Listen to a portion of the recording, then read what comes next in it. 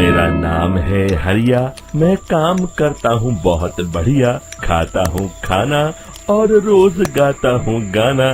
अरे यार, आज तो बहुत देर हो गई। इस खतरनाक जंगल को देखकर तो मेरे हाथ पैर ठंडे हो गए हैं। अगर मैं वक्त पर गांव नहीं पहुंचा तो मालिक बहुत नाराज हो जाएंगे। तभी हरिया को एक आवाज सुनाई देती है। सुनिए हरु जी। अरे, ये आवाज किसने दी? तभी हरिया को सामने कुछ दूर एक औरत खड़ी दिखाई देती है। अरे भाई, ये औरत अकेली इतनी रात को इस जंगल में क्या कर रही है? चलकर पूछना पड़ेगा। फिर हरिया अपनी बैलगाड़ी उस औरत के सामने लाकर रोक देता है और उससे पूछता है। अरे सुनिए, आप इतनी रात को इस खतरनाक जंगल में अकेली क्या कर रही हैं? तभी वो औरत मीठी आवाज में कहती है, अरे हरु जी, आप आ गए। मैं कब से आपका इंतजार कर रही थी। वैसे तो यहाँ से काफी लोग गुजर चुके हैं, लेकिन मैं खास आपका इंतजार कर रही थी। अच्छा, तुम सच कह रही हो? मुझे तो यकीन नहीं हो रहा है। वो क्या है ना, आज तक किसी ने मुझसे इतने प्यार से बात नहीं की। हाँ हाँ हरु जी, मैं सच कह रही हूँ। अब देर मत करिए और जल्दी से मुझे मेरे घर तक छोड़ दीजिए। हाँ हाँ, कौन सी बड़ी बात है, अभी छोड़ देता हूँ। आप मेरे पीछे बैलगाड़ी में बैठ जाइए और मुझे रास्ता बताते चलिए। फिर वो औरत हरिया की बैलगाड़ी में बैठ जाती है और हरिया बैलगाड़ी हाँकता हुआ आगे चल पड़ता है। फिर उस औरत के बताए हुए रास्ते पर चलते चलते हरिया बैलगाड़ी लेकर एक काली गुफा के आगे आकर रुक जाता है। हरिया उस औरत से पूछता है, हाँ देवी जी, आपका घर कहाँ है?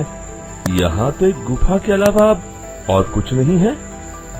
तभी अचानक वो औरत हवा में उड़ने लगती है। देखते ही देखते उसका सुंदर रूप एक डरावनी चुड़ैल में बदल जाता है और वो जोर जोर से हंसती है। अरे तू तो एक नंबर का बेवकूफ निकला। तू तो बड़ी आसानी से मेरी बातों में आ गया। अरे मर गया रे, ये तो एक चुड़ैल है। हे भगवान बचा ले, ये तो बड़ी डरावनी दिखाई दे रही है।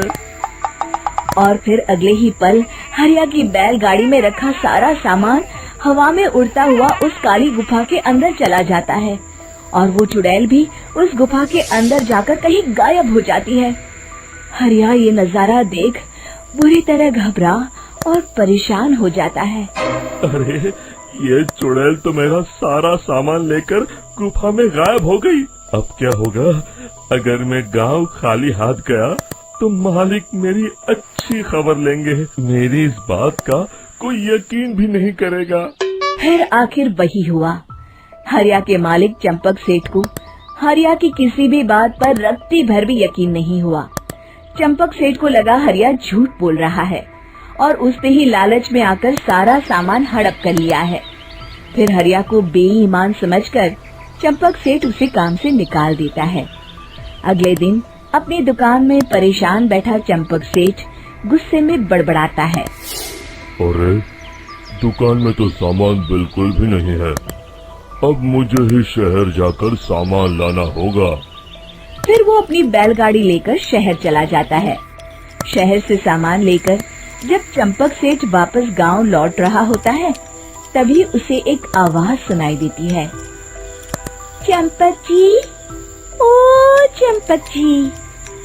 अरे, ये तो कोई मेरा नाम लेकर मुझे पुकार रहा है। फिर उस रास्ते में वही औरत खड़ी दिखाई देती है। फिर क्या था, हरिया की तरह चंपक सेठ भी उस औरत के पास अपनी बैलगाड़ी लेकर जाता है और वो भी उसकी चिकनी चुपड़ी बातों के मुंह जाल में फंस जाता है। फिर चुड़ैल उसे भी अपनी गुफा तक ले जाती है और उसका सारा सामान लेकर गुफा में गायब हो जाती है। बेचारा चंपक सेठ लाचार होकर खाली हाथ गांव लौट आता है। फिर ये उस जंगल में रोज की बात हो जाती है। जो कोई भी शहर से कुछ लेकर गांव की तरफ लौटता, वो चुड़ैल उसे बेवकूफ बनाकर उसका सारा सामान लेकर गुफा में गायब हो जाती। एक दिन हरिया एक लकड़हारे को उसी जंगल की तरफ जाते हुए देखता है। फिर हरिया उसे रोकते हुए कहता है, अरे भाई, क्यों अपनी मौत को दावत दे रहे हो? मेरी बात मानो, आगे जंगल में मत जाओ, वहाँ एक बड़ी भयानक चुड़ैल रहती है। लकड़हारा हरिया की बातों को नजरअंदाज करते हुए कहता है, अरे भाई, मुझे पहले ही बहुत देर हो चुकी है, मुझे जाने दो भाई। शाम तक लकड़ियाँ काट कर शहर के बाजार में बेचना है। तुम अपनी ये कहानी किसी फुर्सत में बैठे इंसान को सुनाओ, मैं तो चला। इतना कहकर लकड़हारा वहाँ से आगे जंगल की तरफ चला जाता है। फिर अगले दिन गांव के मुखिया के घर के बाहर बहुत सारे लोग जमा हो जाते हैं। तभी हाथ में कुल्हाड़ी लिए खड़ा लकड़हारा कहता है, अरे मुखिया जी, अब आप ही हमें बचाइए उस जंगल वाली चुड़ैल से। हमारा सारा काम तो शहर से ही होता है। अरे मुखिया जी, उस चुड़ैल की वजह से तो मैं पूरी तरह बर्बाद हो गया हूँ। हम सबको मिलकर उस चुड़ैल का कोई इलाज करना पड़ेगा।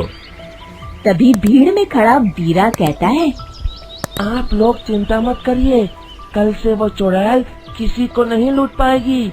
मेरे पास एक बहुत अच्छी तरकीब है। तभी चंपक सेठ उसका मजाक उड़ाते हुए कहता है, अरे तेरा नाम वीरा है तो क्या हुआ? तूने अभी उस चुड़ैल को देखा नहीं है? जाकर अपना काम कर, बड़ा आया। तब मुखिया जी कहते हैं, नहीं चंपक सेठ, मुझे लगता है हमें इस लड़के को एक मौका देना चाहिए। फिर सभी गांव वाले मुखिया जी की बातों से सहमत हो जाते हैं और वीरा शाम को एक बैलगाड़ी में कुछ सामान लादकर उस जंगल की ओर चल देता है। वीरा, ओ वीरा, कहाँ जा रहा है? तभी वीरा मुड़ के देखता है, वही चुड़ैल एक औरत के रूप में खड़ी है। अरे बहन जी, मैं आपको ही ढूंढ रहा था। देखिए, मैं आपके लिए क्या लाया हूँ। अरे वाह, तू खुद मेरे लिए इतना सामान लाया है। तू ही अकेला गांव में समझदार है। जरा देखो, मैं भी खोल के, बड़े भूख लगी है। जैसे ही चुड़ैल उस सामान पर से कपड़ा हटाती है, एक भगवान शिव की तेज रोशनी उसके अंदर मूर्ति से निकलती है और चुड़ैल अपने असली रूप में आकर जलने लगती है। अरे मैं जल रही हूँ, बचाओ! बचाओ! ओम नमः शिवाय, मर गई मैं! देखते ही देखते वो चुड़ैल राख के साथ उड़ जाती है और सभी गांव वाले भी वहां जाते हैं। शिक्षा बुराई पे सदा अच्छाई की ही जीत होती है।